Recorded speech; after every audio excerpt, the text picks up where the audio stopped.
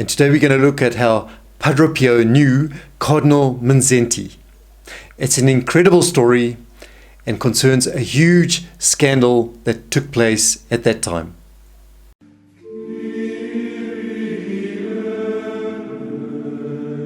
Hello friends of Following Padre Pio. I present our channel in which we investigate the absolutely incredible life of the Capuchin monk, Padre Pio, the mystic and miracle worker whose intercession is still so powerful today. So if you or a loved one is in need of Padre Pio's help or intercession, then do stay tuned to this channel in order to find out what Padre Pio can do for you. Just 1 minute. From Padre Pio's monastery of San Giovanni Rotondo, we find ourselves in the church of Saint Pio. And on the ramp that leads up to the crypt of Saint Pio of Pietrelcina, we pause at one of the 36 niches on that ramp. And on this particular mosaic, we see the story of the captivity of a man, Cardinal Mindszenty, and of Padre Pio of Pietrelcina. They're both in this picture. We see Padre Pio bringing him little flasks of water and wine. We see the chalice in his hands for the celebration of the Holy Eucharist. So what really happened here? What is the story about? Cardinal Mindszenty had already been imprisoned by the Communist Government in 1948, that is in Hungary, and he had been sentenced to life imprisonment. A staged or a mock trial took place, accusing him of conspiracy against the government. He was imprisoned thereafter for 8 years, being moved continuously from prison to prison, and then he was finally freed in 1956. And later, after that, he fled to the US Embassy in Budapest. And he remained there from 1956 all the way till 1971.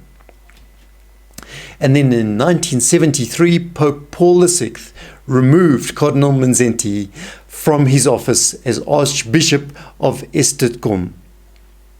So what an heroic example we saw from Cardinal Mindszenty, but politically it was inconvenient. So what were the details of all of this? What had actually happened?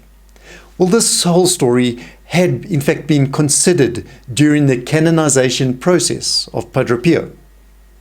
And it was told by Angelo Battisti, who was the director of Padre Pio's hospital, the Casa di Sollevi della Sofferenza, and having also been told by a clerk of the Vatican Secretariat of State. And it was told to him by a priest of Budapest who had asked for confirmation of the event of Padre Pio while in St. Giovanni Rotondo.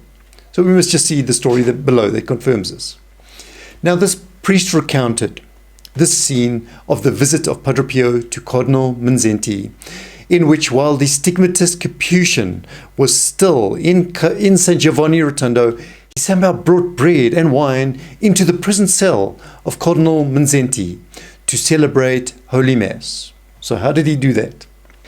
Over time, Cardinal Mindszenty's longing to celebrate Holy Mass had just been growing stronger and stronger. Obviously, he's in prison and he was deprived of the means to say Mass. And then one morning, Padre Pio arrives with everything needed to celebrate Mass. The Cardinal celebrated Holy Mass with Padre Pio assisting. They talked for a long time afterwards, and then Padre Pio simply disappeared with everything he had brought. That is the story. One evening on March 1965, Angelo Battisti took the courage to now go and request something very special of Padre Pio.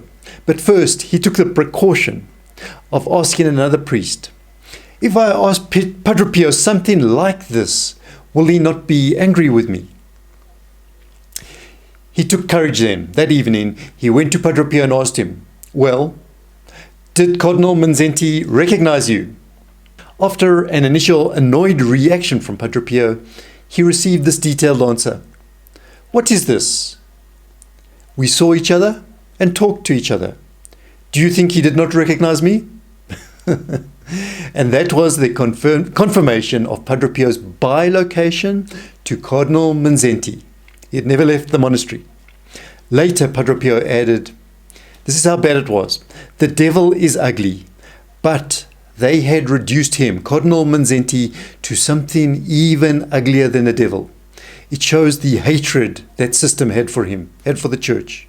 So does that not show us that Padre Pio may have come to his aid already from the beginning of the captivity, because he saw how he was being reduced? It seems somehow humanly impossible to comprehend how Cardinal Mindszenty could have endured all these sufferings he was subjected to, as he himself describes in his memoirs.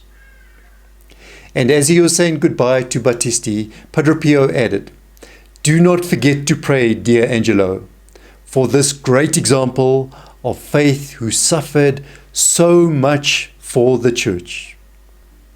Please do continue watching our most popular videos, some selected specially for you, and also how to enroll your Mass pre-intentions.